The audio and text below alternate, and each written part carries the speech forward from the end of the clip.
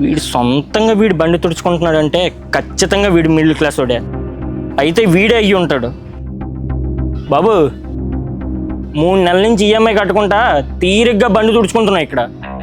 ఎవరు కావాలి? ఈశ్వర్ ఇంటికి వెళ్ళి అయ్యింటిగా. సారీ గురు, ఇందాక అలా అడిగానని ఏమనుకోకే. పర్లేదు. ఇంతకీ ఏం పని చేస్తూ ఉంటావు? శాలరీ ఎంత వస్తుంది ఏంటి? నెలకు ఒక 10. ఒక్క నిమిషం. నెలకి 10 అంటే 10,000?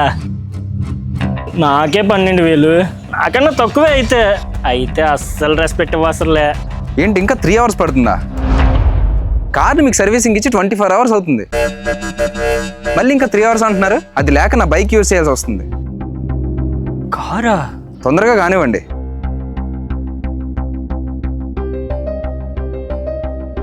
ఏంటి బ్రదరు కారు అంటున్నావు? ఎవరిదేంటి? నాదే. నీదా? సారీ మీదా? అవును. మరి నెలకి 10,000 జీతం అన్నారు. నేను 10 ఆపేసా. 10 పక్కన 1,000 లక్షలు అని చెప్పలేదే. నెలకి 10 లక్షలా? అవును సార్.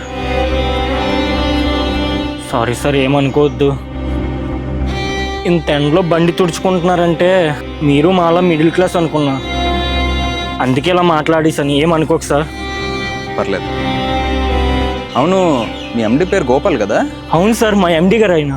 మీ ఎండి గారితో ఒకసారి మాట్లాడతలే నీ గురించి. సార్ అదేనయ్యా, నీ మాట్లాడే విధానం బాగుంది, నీకు శాలరీ పంచమని మాట్లాడతలే. సార్ వెళ్ళు. Okay sir. డబ్బు నువ్వు నుంచి మీరు అనాలన్నా, యారా నుంచి సార్ అనాలన్నా ఉండాల్సింది డబ్బు. అందుకే సంపాదించడం స్టార్ట్ చేయండి. మీరేంటో చూపించండి.